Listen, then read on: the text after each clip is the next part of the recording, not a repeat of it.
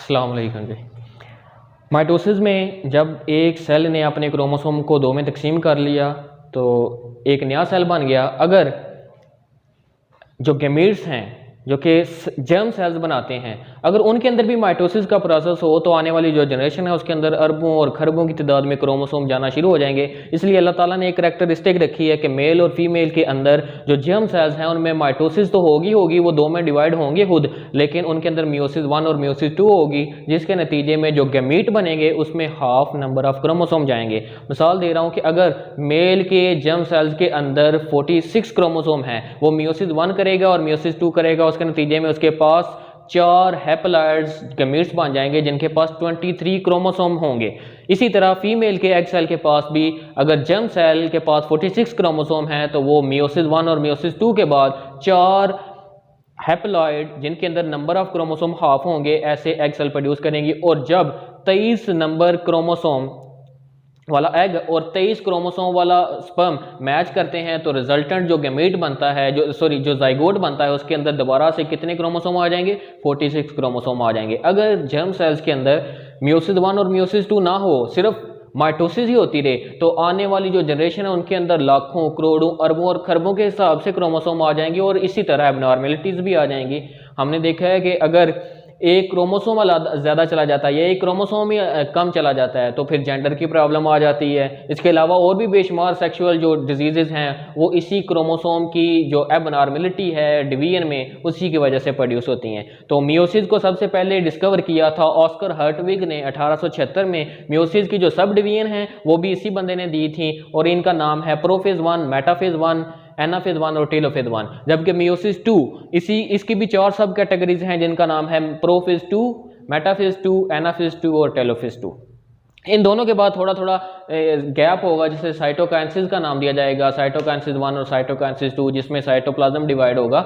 लेकिन हम पहले पढ़ेंगे प्रोफेज 1। प्रोफेज 1 में अब जब माइटोसिस करके एक नया सेल बन चुका है, जर्म सेल ही है ये, जर्म सेल्स के अंदर ही सिर्फ मियोसिस होती है, बाकी जो दूसरे सेल होते हैं, स्किन सेल या दूसरे सेल होते हैं, उनके अंदर मियोसिस नहीं होती, सिर्फ जर्म सेल्स के अंदर होगी। प्रोफेज 1 के अंदर जो क्रोमोसोम है वो पिघली हुई हालत में है, वो दोबारा अपने आप को कंडेंस करेंगे, क्रोमोसोम क्रोमैटिन मटीरियल सिकुड़ेगा और कौन सी शक्ल इख्तियार कर लेगा? क्रोमोसोम की शक्ल इख्तियार करना शुरू कर देगा। और ये जो सेंट्रोसोम है ये भी 2 में डिवाइड हो जाएगा और कहलाएगा सेंट्रियोल और अपोजिट साइडों पे जाना शुरू हो जाएगा। उसके बाद इस प्रोफेज 1 में एक चीज एक्स्ट्रा है, वो ये है कि इस मेटाफेज में जाने से पहले ये प्रोफेज के अंदर जो होमोलोगस क्रोमोसोम से मुराद है जो एक जैसे क्रोमोसोम है जिनके ऊपर जीन्स की तरतीब एक जैसी है, वो come close to each other, वो एक दूसरे के करीब आते हैं, इस तरह आके जुड़ेंगे। इस प्रोसेस को नाम देंगे साइनेप्सिस का। साइनेप्सिस हो जाने के बाद वो अपने कुछ हिस्से एक दूसरे को एक्सचेंज करेंगे। एक क्रोमोसोम अपना कुछ हिस्सा दूसरे क्रोमोसोम को देगा, दूसरा कुछ हिस्सा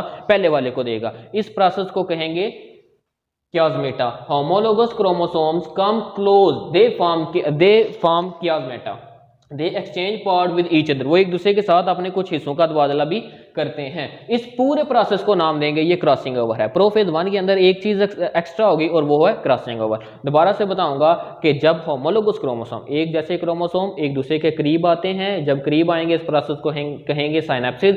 साइनेप्सिस के बाद वो अपने कुछ हिस्सों का तबादला करते हैं जिसे हम कहते हैं कियास्मेटा, और इस पूरे प्रोसेस को क्रॉसिंग ओवर का नाम देंगे। क्रॉसिंग ओवर के बाद मेटाफेज के अंदर जो सेंट्रियोल बने हैं उन्होंने अपने धागे निकालना शुरू कर दिए जिन्हें हम कहेंगे ये हैं स्पिंडल फाइबर। ये स्पिंडल फाइबर खास किस्म की प्रोटीन के ऊपर आके अटैच होना शुरू हो जाएंगे। अटैच होंगे जब उस प्रोसेस को, वो प्रोटीन जिसके ऊपर जाके वो अटैच होंगे उसे काइनेटोकोर प्रोटीन कहते हैं। इसके बाद अगला मरहला आ जाता है एनाफेज 1। एनाफेज 1 के अंदर वो जो होमोलोगस क्रोमोसोम जिन्होंने साइनेप्सिस बना के ये गट्ठे जुड़े हुए हैं और अपने पार्ट्स का तबादला भी उन्होंने कर लिया, वो एक दूसरे के साथ ही अटैच है। अब ये जो सेंट्रियोल से निकलने वाले स्पिंडल फाइबर है वो उनको अलग करने की कोशिश करेंगे, वो एक दूसरे को अपोजिट पोल की साइड के ऊपर खींचेंगे। अपोजिट पोल के ऊपर खींचने की सूरत में अगला प्रोसेस होगा टेलोफेज 1 का। टेलोफेज 1 के अंदर इन्होंने पुल की है, फोर्स लगाई है बैक साइड पे यानी कि अपोजिट साइड पे, और जो होमोलोगस क्रोमोसोम के जोड़े एक दूसरे के साथ जुड़े हुए थे वो अलग अलग हो जाएंगे। शॉर्ट इंटरवल होगा साइटोकाइनेसिस का, इसके अंदर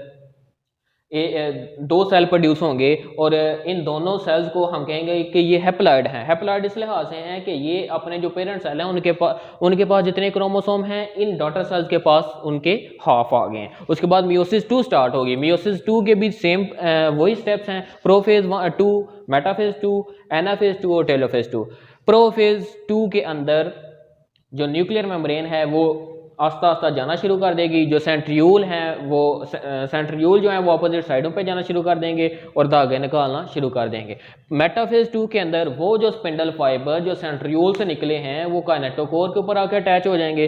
अब एनाफेज 2 के अंदर अब ये देख लें कि एक ही सिस्टर क्रोमैटिड अलग अलग हो रहा है। यहाँ पर अगर दो दो थे तो यहाँ पर एक एक आ गया, लिहाजा ऐसे सेल्स बनेंगे जिनके पास नंबर ऑफ क्रोमोसोम उनके पेरेंट सेल से हाफ था। यहाँ पर भी ऐसे सेल्स बने थे जिनके पास नंबर ऑफ क्रोमोसोम उनके पेरेंट से हाफ था। अब टेलोफेज के अंदर ये जो स्पिंडल फाइबर है इन्होंने क्रोमोसोम को एक अपोजिट पोल पे खींचना शुरू कर दिया है, लिहाजा वो एक दूसरे से अलग हो गए हैं और आस्ता आस्ता ये सेंट्रियोल खत्म होना शुरू हो जाएगा। इन अलग की हुई सिस्टर क्रोमैटिड्स के ऊपर दोबारा से न्यूक्लियर मेम्ब्रेन आना शुरू हो जाएगी और एक शॉर्ट इंटरवल होगा जिसको नाम देंगे साइटोकाइनेसिस 2 का। उसके अंदर साइटोप्लाज्म भी डिवाइड होगा और इसके नतीजे में मियोसिस 1 और मियोसिस 2 के नतीजे में 4 हैप्लॉइड डॉटर सेल बनते हैं जिनके पास नंबर ऑफ क्रोमोसोम हाफ होते हैं उनके पेरेंट्स के लिहाज से। ये सिर्फ जर्म सेल्स के अंदर होगा। जर्म सेल्स जब ये हैप्लॉइड डॉटर सेल प्रोड्यूस करते हैं तो ऐसे जानदारों के पास, ऐसे सेल्स के पास नंबर ऑफ क्रोमोसोम हाफ आ जाते हैं। फ़र्ज़ करें कि ये अगर एक मेल के रिप्रोडक्टिव पार्ट के अंदर जर्म सेल्स के अंदर मियोसिस 2 हुई, उसके नतीजे में 4 स्पर्म सेल बने और उनके पास क्रोमोसोम नंबर कितने थे? हाफ थे। और ये half number of chromosome female के एग सेल के साथ मिलेंगे, उसके पास भी हाफ नंबर ऑफ क्रोमोसोम होंगे। इनके 23 और 23 इधर दोनों मिलके 46 बना देंगे।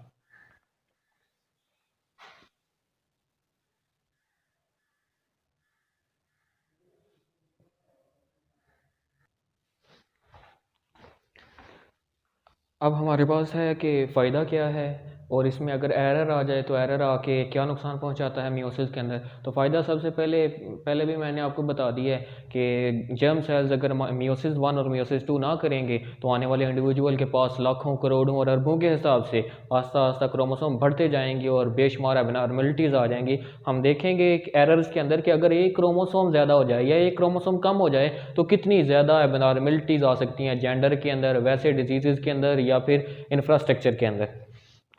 अब इसमें सबसे पहले इसका फ़ायदा यह है कि मेंटेनेंस ऑफ क्रोमोसोम नंबर, के जब गैमीट्स बनते हैं तो उनके अंदर नंबर ऑफ क्रोमोसोम हाफ होने चाहिए जो दूसरे सेल्स हैं उनके लिहाज से। अगर हाफ नहीं होंगे, अगर पूरे आ जाएंगे 46 क्रोमोसोम आ गए एक गैमीट के पास, फीमेल की तरफ से भी 46 आ गए, तो ये कंबाइन करके बड़ी दूर बात निकल जाएगी क्रोमोसोम्स की। दूसरे नंबर पे इनका फ़ायदा है जेनेटिक वेरिएशन। हमने मियोसिस 1 के प्रोफेज 1 में पढ़ा था कि एक एक्स्ट्रा बात होती है और वो है क्रॉसिंग ओवर, जिसमें होमोलोगस क्रोमोसोम एक दूसरे के करीब आते हैं, जिसको नाम दिया गया था साइनेप्सिस का।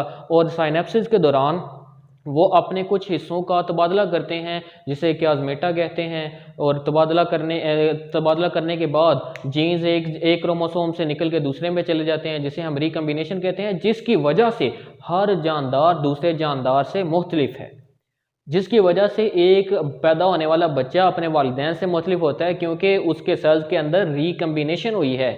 नए जीन्स जो हैं वो एक अपनी जगह छोड़ के दूसरी जगह पे चले गए और दूसरे वाले जीन्स अपनी जगह छोड़ के पहले वाले की जगह पे आ गए हैं। ये जेनेटिक वेरिएशन अगर ना होती तो सारे लोग एक जैसे ही होते, पहचान करना मुश्किल हो जाती, क्राइम बहुत ज़्यादा बढ़ जाते। इसका सबसे बड़ा फ़ायदा ये है कि हर बंदा दूसरे बंदे से मुख्तलिफ है, उसकी शक्ल सूरत, उसकी आवाज़, उसकी बॉडी, उसके बाल, उसकी आँखें, हर चीज़ दूसरे जानदार से मुख्तलिफ होती है। इवन के एक जानदार, एक बहन भाई अपने एक दूसरे के साथ बिल्कुल नहीं मैच करते, बल्कि थोड़ी बहुत स्लाइटली सिमिलैरिटीज़ होती हैं, लेकिन एक बिल्कुल ही एक दूसरे के साथ मैच कर जाएं ऐसा बहुत कम होता है।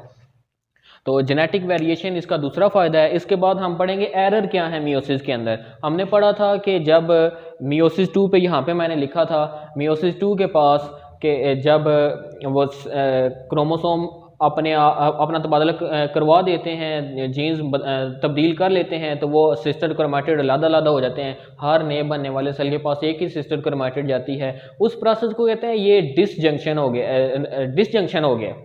यानी कि 2 क्रोमोसोम ऐसे जुड़े हुए थे, 2 सिस्टर क्रोमैटिड, उनको खींच के अलग कर दिया गया, ये डिसजंक्शन यानी कि अलग कर दिया गया। अगर तो वो डिसजंक्शन एक्यूरेटली हो तो फिर इस लिहाज से होगा कि एक ये सेल है जिसके पास 2 क्रोमोसोम, 2 सिस्टर क्रोमैटिड्स मौजूद हैं, स्पिंडल फाइबर ने उसको खींचा है, एक के पास एक सिस्टर क्रोमैटिड आ गया, दूसरे के पास दूसरा, ये तो करेक्ट या ट्रू डिसजंक्शन है। और अगर ये डिसजंक्शन ना हो तो इस तरह का कोई सिस्टम आ जाएगा जिसे हम नॉन डिसजंक्शन कहते हैं। और नॉन डिसजंक्शन में आप देखें कि अगर इसने अलग होके इसमें आना था और इसने अलग होके इसमें जाना था, लेकिन हुआ ये कि ये दोनों अलग ना हो सके किसी वजह से, तो ये वाला जो सेल बना है ये खाली बना है इस क्रोमोसोम से, और ये वाला जो बना है ये इसके पास 2 क्रोमोसोम आ गए हैं। और अगर ये फर्ज कर लें जाके मैच करता है, ये एक जानदार के पास 24 क्रोमोसोम हो जाएंगे, दूसरे से अगर फर्ज करें ठीक ही आता है तो इसके पास 47 क्रोमोसोम हो जाएंगे, जो कि एबनॉर्मेलिटी होगी, जो कि जेंडर के लिहाज से बंदा मुख्तलिफ होता है, ना वो मेल होगा ना फीमेल होगा। और अगर फर्ज कर लें यही गमीट जाके किसी दूसरे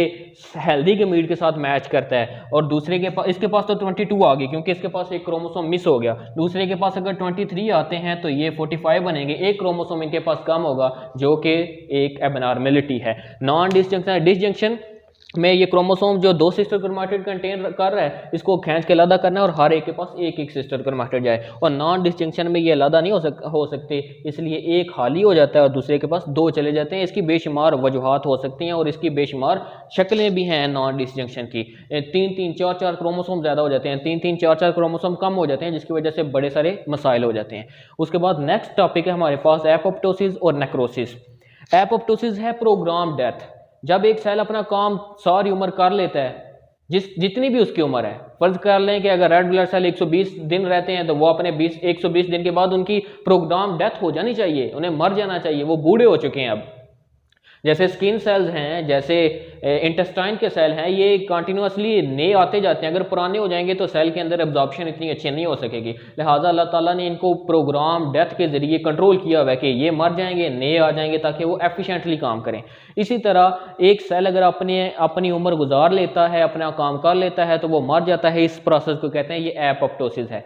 एपोप्टोसिस के अंदर होता ये है कि उस सेल को जो उसकी शक्ल बरकरार रखने के लिए जो एक ऑर्गेनेली है जिसका नाम है साइटोस्केलेटन, वो कोलैप्स कर जाता है। जैसे शटरिंग होती है, एक शटरिंग एक लेंटर को ऊपर खड़ा रखती है, अगर वो शटरिंग कोलैप्स कर जाए तो सारा लेंटर नीचे गिर जाता है। इसी तरह अगर वो साइटोस्केलेटन, वो धागे जिन्होंने एक सेल को उसकी शक्ल दी हुई है, वो कोलैप्स कर जाए, गिर जाए, तो पूरा सेल नीचे गिर जाता है। साइटोस्केलेटन ब्रेक यानी कि वो टूट जाएगा, सेल श्रिंक, वो सेल सुकड़ जाएगा, न्यूक्लियर एनवेलप भी उसके नतीजे में टूट जाएगी। अगर खुदा न खासा ये बिल्डिंग गिरे तो ये डेस्क भी टूट जाएंगे, डेस्क भी टूट जाएंगे। इसी तरह अगर एक सेल गिरता है, उसकी सेल मेम्ब्रेन कोलैप्स करती है, तो लिहाजा उसका न्यूक्लियर एनवेलप जो न्यूक्लियस के गिर्द मेम्ब्रेन है वो भी टूट जाएगी। उसके बाद सेल मेम्ब्रेन मेक्स ब्लब्स, छोटी छोटी थैलियां नुमा चीज़ें बना लेती हैं, वो ब्लब्स उस जगह से कट ऑफ हो जाते हैं, टूट जाते हैं। वो टूटने के बाद एपोप्टोटिक बॉडी कहलाते हैं। क्या कहलाएंगे? Apoptotic body. एपोप्टोटिक बॉडी को दूसरे ऐसे सेल्स जिनको एनर्जी की ज़रूरत होगी, न्यूट्रिएंट्स की ज़रूरत होगी, वो फैगोसाइटोसिस करेंगे। एंडोसाइटोसिस की एक किस्म है फैगोसाइटोसिस, जिसमें सेल बाहर से कोई ठोस चीज़ अंदर लेके जाता है, इस चीज़ को कहते हैं फैगोसाइटोसिस। और अगर सेल बाहर से कोई लिक्विड चीज़ अंदर लेके जाए उसे हम कहेंगे ये पिनोसाइटोसिस है। फैगोसाइटोसिस करके वो इन एपोप्टोटिक बॉडीज़ को अंदर ले जाते हैं, इनको डाइजेस्ट करते हैं, इनके ऊपर लाइसोसोम के एंजाइम छोड़ते हैं, वो उन्हें डाइजेस्ट करके न्यूट्रिएंट्स भी देते हैं और वो सेल से भी छुटकारा हासिल कर लेते हैं। जैसे रेड ब्लड सेल जब मर जाते हैं तो ग्रेवयार्ड है इनका लिवर के पास चले जाते हैं। लिवर इनके ऊपर खास किस्म के एंजाइम छोड़ता है, इनको छोटे छोटे हिस्सों में तकसीम कर लेता है, जो असेंशियल चीज़ें हैं जो ज़रूरी हैं वो रख लेता है, बाकी को यूरिन के जरिए बाहर खारिज कर देता है। और इसी तरह जो स्मॉल इंटेस्टाइन और लार्ज इंटेस्टाइन के हैं वो हमारे थ्रू फीसिस निकल जाते हैं बाहर। इस तरह हमें जो प्रोग्राम डेथ के जरिए जो सेल मर चुके थे उनकी लाशों से छुटकारा मिल जाता है। नेक्रोसिस में एक्सीडेंटल डेथ है। मिसाल के तौर पर किसी बंदे का एक्सीडेंट हुआ, कोई इंजरी हो गई, किसी ने कोई पत्थर मार दिया किसी को, तो उस जगह से जो सेल मर जाएंगे, जो डैमेज हो जाएंगे, वो नेक्रोसिस में आएंगे। नेक्रोसिस जो है वो एक्सीडेंटल डेथ है, वो प्रोग्राम डेथ नहीं है, वो वक्त से पहले ही उस सेल का मर जाना है, due to injury, infection, cancer या गोली शोली लग जाने की वजह से है। इसमें होता यह है कि लाइसोसोम अपने एंजाइम खारिज करते हैं, वो उस सेल के ऊपर जाके पड़ते हैं, वो सेल जो है उसके एंजाइम के असर के तहत अपनी सेल मेम्ब्रेन और अंदर के जो कंपोनेंट हैं वो ख़त्म हो जाते हैं उसके, जिसकी वजह से सेल जो है वो ऐसे स्वेल हो जाता है और आखिरकार वो ब्रस्ट भी हो जाता है। ब्रस्ट होने के नतीजे में वो उस सेल के अंदर से निकलने वाला जो दूसरा मादा होता है वो दूसरे सेल्स को जाके खराब भी करता है। इसी तरह फ़र्ज़ कर लें कि अगर खुदा न खास्ता किसी बंदे को कोई ठोकर लगती है, कोई एक्सीडेंट होता है, तो उसके जहाँ भी उसे चोट लगती है वो जगह स्वेल हो जाती है, सूज जाती है, इन्फ्लेमेशन हो जाती है। ये इस वजह से होती है कि जो सेल्स हैं वो लाइसोसोम छोड़ते हैं, दूसरे सेल्स के ऊपर जाके वो अटैक करते हैं, उनकी सेल मेम्ब्रेन को ख़राब करते हैं, उनके अंदर मौजूद जो सेल के कंपोनेंट हैं उनको ख़राब करते हैं, जिसकी वजह से वो जो सेल है वो स्वेल होना शुरू हो जाता है और आखिरकार वो भी फट जाता है। वो जब फट जाएगा वो दूसरे सेल को आस्ता आस्ता खराब करेगा। तो नेक्रोसिस में एक्सीडेंटल डेथ है, जिसमें एक्सीडेंट की वजह से, किसी गोली की वजह से, कट की वजह से, छुरी की वजह से बेशुमार वजह हो सकती है नेक्रोसिस की। एपोप्टोसिस है जिसमें प्रोग्राम डेथ होती है, जिसमें अल्लाह ताला की तरफ से वो जो सेल है वो अपना काम पूरा कर लेता है, उसको मार दिया जाता है और फिर उसको छुटकारा किस तरह हासिल किया जाता है? फैगोसाइटोसिस के जरिए दूसरे सेल से इनगल्फ कर लेते हैं। ठीक है, आपका 5वां चैप्टर ख़त्म हो चुका है।